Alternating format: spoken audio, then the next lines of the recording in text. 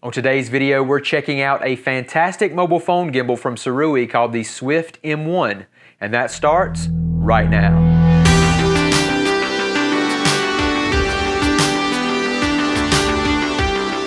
Hey guys, Ryan Camp with the Piedmont Motion Picture Company. Thank you so much for joining me today. This show is all about learning and growing as a filmmaker, so if that's your thing, please give this video a thumbs up. Please consider subscribing if you haven't already, and let's become better filmmakers together. You know, I've featured quite a few mobile phone gimbals here on the channel since we started, and they've all been pretty solid from my experience for the most part. Well, today I've got another fantastic mobile phone gimbal to show you, and this is from Sirui, and this is the Swift M1. The fine folks over at Sirui sent me the Swift M1 to check out, along with the Swift P1, which is designed for use with DSLRs, but we'll cover that one in a separate video. Now, what sets the Swift M1 apart from other gimbals that we've covered here on the channel is that it will actually fold up really nice and compact, and you can put it in your backpack and take it with you really easily. It's very portable, and you can fold it up really swiftly. And in my opinion, when you're shooting a film or video with your mobile phone, you're looking for that ease of use and that portability, and I think that this gimbal delivers. Not only is it extremely portable, but it also has a really nice build quality. It doesn't feel cheaply made, and it has all of the functions that you would expect from a pro gimbal. I just like to show you guys the product, show you its features, show you how to use it, give you some test footage, and just give you some light thoughts on what I think about it, and let you guys decide for yourselves whether or not you think this product is right for you. So without wasting any more of your time, let's check out the Swift M1 mobile phone gimbal from Sirui. This is the Sirui Swift M1 portable gimbal for your mobile phone. After you open up the gimbal packaging, you should find the protective case containing the gimbal itself, the attachable tripod, the USB cable, and a cloth bag. To unfold the gimbal, press and slide the folding release button to the left. Rotate the base of the phone clamp to the right or inward to unlock it. Rotate the gimbal handle down 180 degrees. Slide the release button to the right to lock it in place. Turn the gimbal arm clockwise to unlock and attach the mobile phone into the phone clamp and balance the mobile phone. Just turn the balance adjustment knob and adjust the gimbal arm length as needed. Adjust until the mobile phone sits level inside the phone clamp.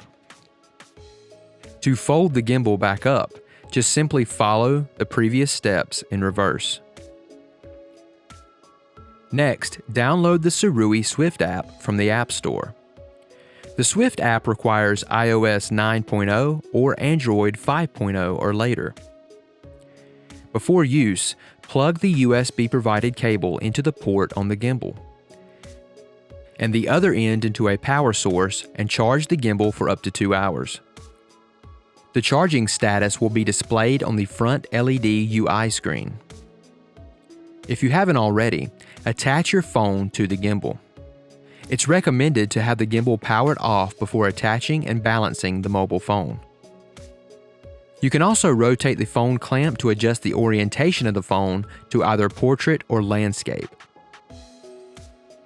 Use the balance adjustment knob to level the mobile phone.